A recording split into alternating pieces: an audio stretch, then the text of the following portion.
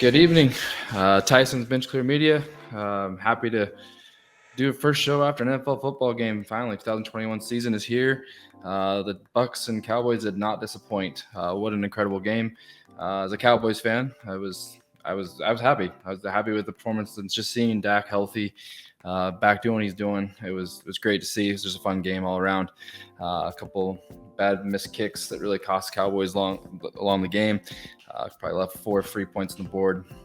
But hey, overall, it's a pretty encouraging game for both teams. I think both teams look strong. But just in review of the game tonight, Dak came out with 403 yards, 3 touchdowns, 1 pick.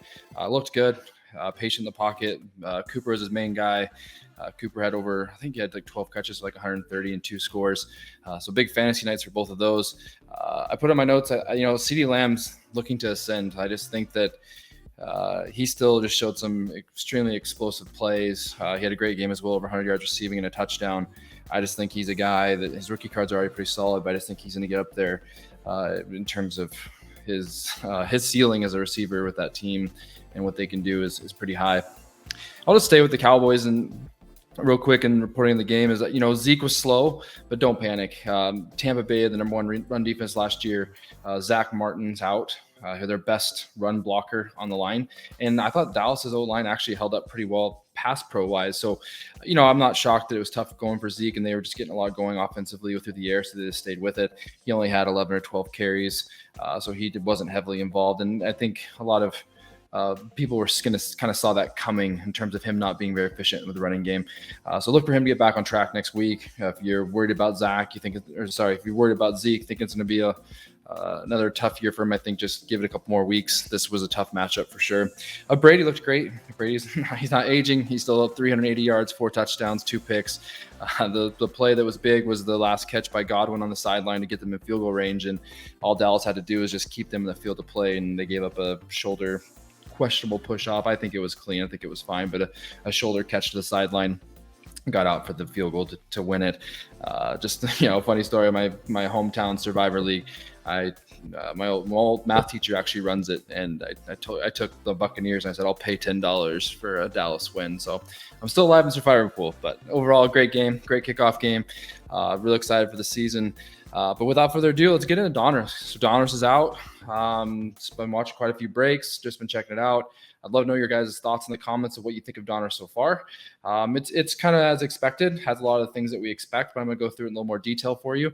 First off with Donruss, I just think that the price on Patini was $425 for a hobby box, and a couple of sold eBay comps are $450 for a sold comp on the hobby box. And I think that's insane. Last year's boxes were $270. It is a stronger class. It's just getting difficult to open anything. There's no way we can get into that. And even the breaks are expensive. So the idea that, they're just making it so breakers can break it, even the breaks are expensive. I'm seeing the Jags were $500 for a half case of hobby. That's 9 boxes. And the breaks I've watched, this is just a rough estimate, I'm seeing around 3 cards per 9 boxes. So about every 3 boxes, I'm seeing a Trevor Lawrence base rookie. And those are going for around, I'll come get to that in a little bit, about $45. So you better get a hit, because there's really no way that you can sustain the $500. And of course, you get in the breaks, like to make money or to actually get hits. You kind of know you're not, it's a gamble. Of course it is. But I'm just saying this gamble is very minimal. This is a very difficult product to break right now even. And so that's what's really concerning to me. And even falling back on retail was kind of what I was suggesting, last week or so. I'm concerned of what that's going to be flipped for, because if the hobby box is going that much, people are probably going to pay a little bit over for the retail just to get in at an affordable price, which won't have returns either. So I'm just really nervous about Donruss. I'm kind of upset about it, to be honest, just because I was looking forward to it. And just seeing what the hobby boxes came out as, the checklist was super late. I'm just disappointed. I just think that people are going to get busted up on breaks. They're already slowing down. A couple of the big breakers that I follow, their hobby boxes, they're already offering discounts trying to get it filled. So it's not looking good. It's not looking good to me in terms of the hobby. The players are looking good, but the price point is not is not where we have needed to be to enjoy it as a hobby. It's just plain and simple. So speaking of that, I said Jags are around $500. So I got my rant there. So that's about $55 a box for the Jags. Bears are in San Fran around 400, and then the Pats and the Jets are just kind of in the 300s. When I saw some pick your team prices, that was for half cases. So that, easy doing your math there. If you're going for a full case of the Jaguars, you're paying $1,000. That's insane. And like I said, about an average of 3 base rookies per box.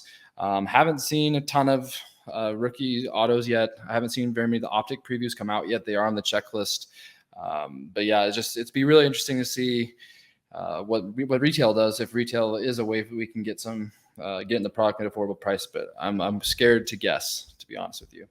So in terms of the product, in terms of the checklist, 250 card base set of veterans and 100 rated rookie set. So what's really interesting about the rated rookie set is that every rookie in 2021 is a rated rookie.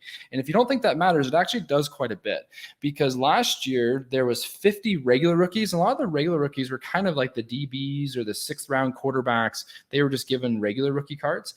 And then there was 50 rated rookies separate that were your higher draft picks and your rated rookies. Well, all of them are rated rookies now. So that kind of waters down the rated rookies. So when they say you're getting a rated rookie, 2 rated rookies per pack, well, of course you are, because there's 100 of them now instead of 50.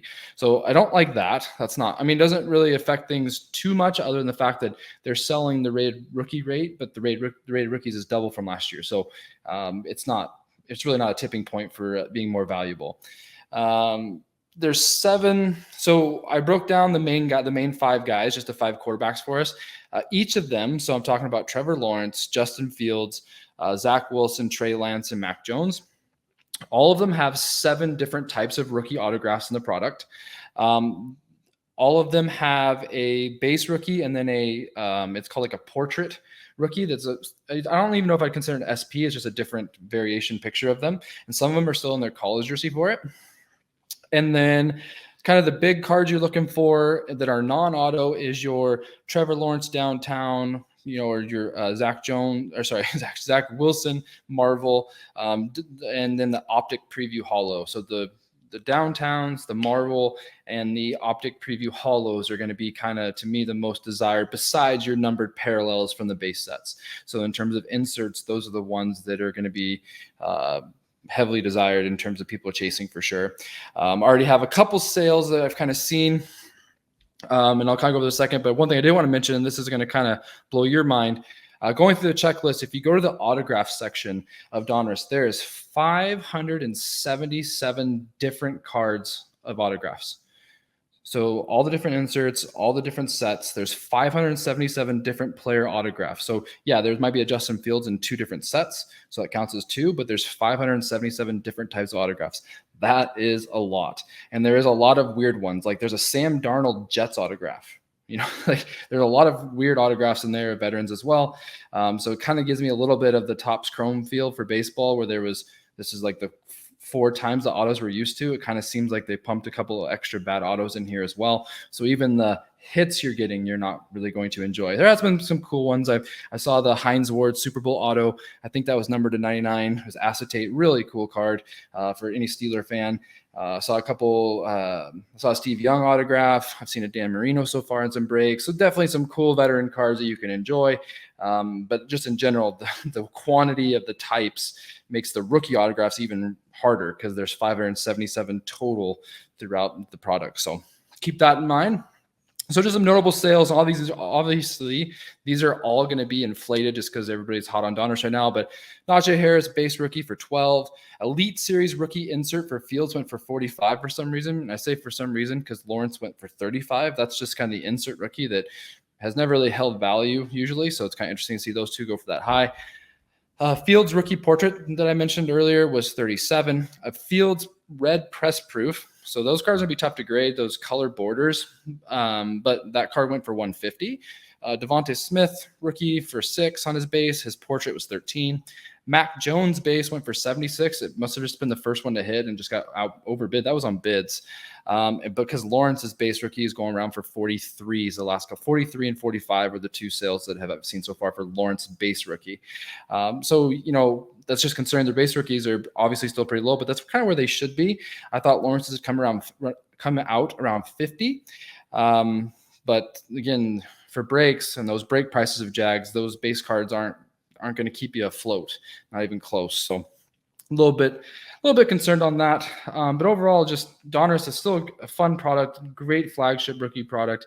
I do like the design this year. The design is neat. I'm looking forward to seeing some of those downtowns and marvels of the rookies. They're going to be massive cards when they hit those. I wish you the best of luck of getting those. I haven't really figured out how I'm going to pick my spot to get in, to be honest, because to tell you the truth, I'm not going to be paying $400 chasing Fields or $500 for Lawrence to get a couple base cards. That's just not my style. So honestly, I might just be picking around, hoping for some retail breaks or just getting some, get on with my buddy Chris and just hope for the best random I can get and just see what happens. But all in all, the price points are too high, but the cards still look pretty good. So like I said, I wish you luck if you do have your own personal rips. If you feel to share in the comments of any awesome hits you've had. But with that, I'm going to kind of move into real quick. I'm going to move into the vintage card spotlight. So with that, I'm going to share my screen with you. And we do have the vintage card spotlight today is of Sweetness. So as most of you would know, that is Walter Payton. I had a good friend of mine, Chris Martin. He shared with me, this is one of his, he said top 5 cards in his PC, and his PC is pretty awesome. So that means it's pretty big time. So I'm sharing my screen for those of you guys watch the YouTube channel. If you are listening to the podcast, I appreciate it. While I'm mentioning it, make sure to rate and review the show. Give me some good feedback. I'd love to hear it, and follow me at numbers_behind. But it is a 1976 Topps rookie Walter Payton card, PSA 7. The most recent comp for a PSA 7 of this card is around 735. Some other comps of it goes raw in the 225 to 250 range. Got a BGS 8 for 900, BGS 8.5 for 1500, and a PSA 8 for 1375. So a little bit about the set. It's a 528 card set. Just skimming through the checklist, a couple notable rookies in there. You got Jack Lambert of the Steelers, Ron Jaworski, rookie.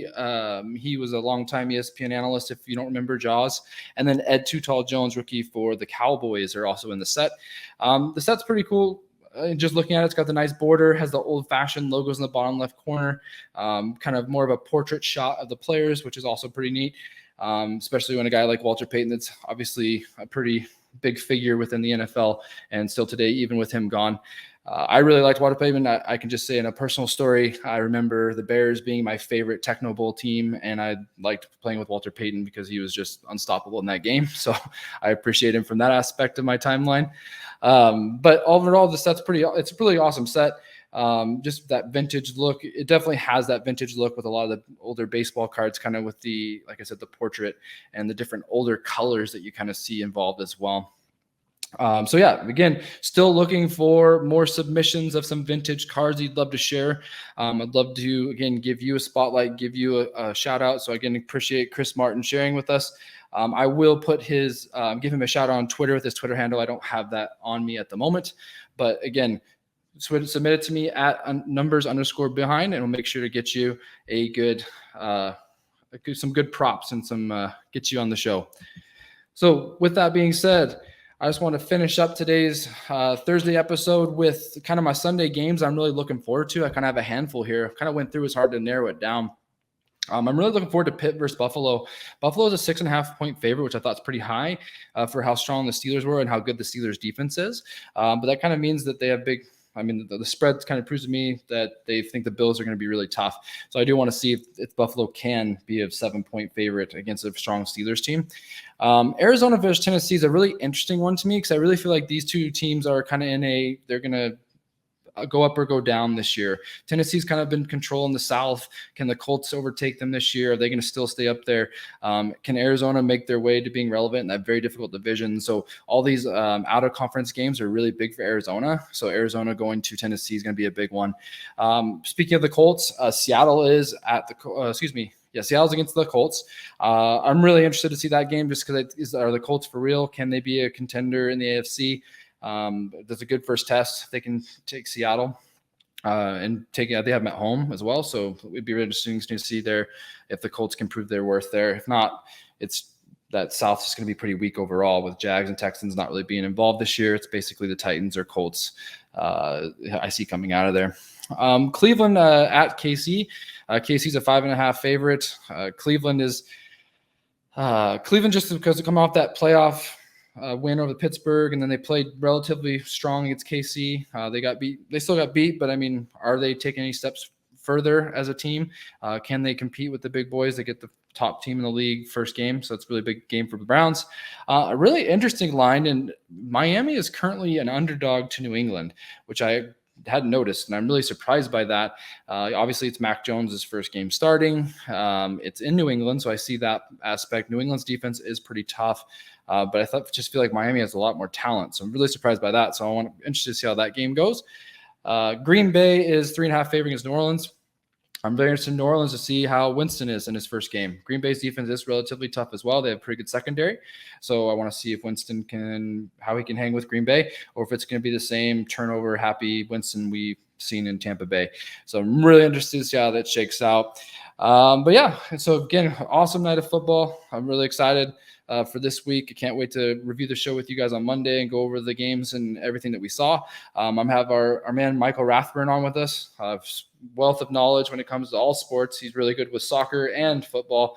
But I'm happy to have him back. He was on our show last season. And so we're going to break down the week and just give you some Donruss updates in terms of price.